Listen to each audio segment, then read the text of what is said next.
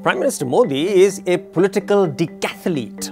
Just like a decathlon competitor has to win across 10 events in 2 grueling days, Modi likes to pack a dozen public meetings, yoga sessions, cabinet meetings, midnight Mann Ki Baat recordings and state banquets in 48 hours, day after day after day.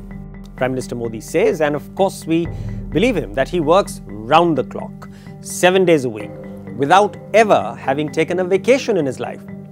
I've got no time to waste. Let others think about big complex issues. I take delight in solving the tiny problems faced by ordinary citizens. मैं ऐसा workaholic बन गया हूँ और कई सालों से मेरी आदत हो गई है।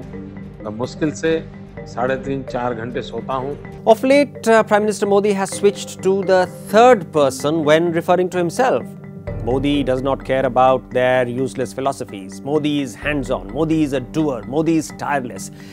He says quite often now with fairly undisguised glee. आलोचना ये नहीं होती मोदी नहीं करता है, आलोचना ये होती है अरे मोदी आप कर सकते हो, ये क्यों नहीं करते आप बताओ. But is a workaholic leader such an unmitigated blessing? Erich von Manstein was among Hitler's best military strategists. He was ruthless and committed indescribable atrocities on Jews. But he also crafted a celebrated theory of selecting leaders, which is best represented by a grid.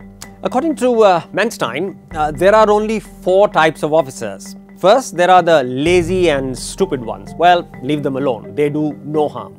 Second, there are the hard-working, intelligent ones.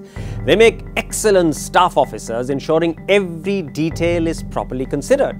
Third, there are the hard-working, stupid ones. These people are a menace and must be fired at once. They create irrelevant work for everybody. Finally, there are the intelligent, lazy ones.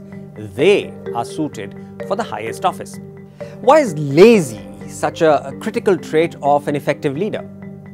A leader has to constantly do the most tiring thing in the world, make judgments, decisions, which can improve or ruin the lives of millions of people. Now, if you're always hyper busy, on the move, giving unending rhetorical speeches, quite a bit like Prime Minister Modi, you physically exhaust and suppress your intelligence. So instead of searching for the simplest solution, you succumb to the obvious cliched ones. Instead of delegating to colleagues to come up with options, you are only instructing them to deliver. Instead of allowing colleagues to make honest mistakes while searching for creative solutions, you petrify them with the consequences of failure.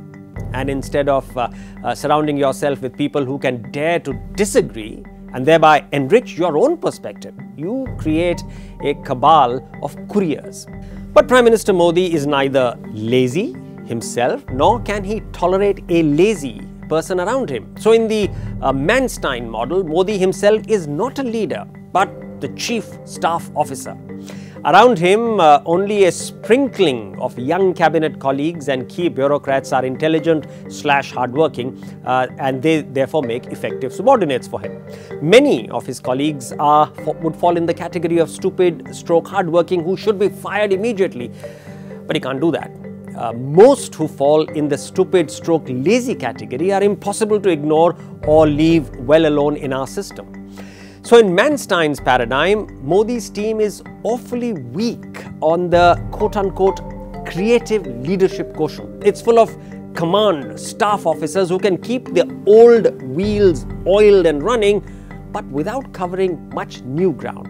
Alas, if only Prime Minister Modi was just slightly lazy, he may have dealt India a new deal like President Roosevelt did for America, or Lee Kuan Yew for Singapore, or Deng Xiaoping for China.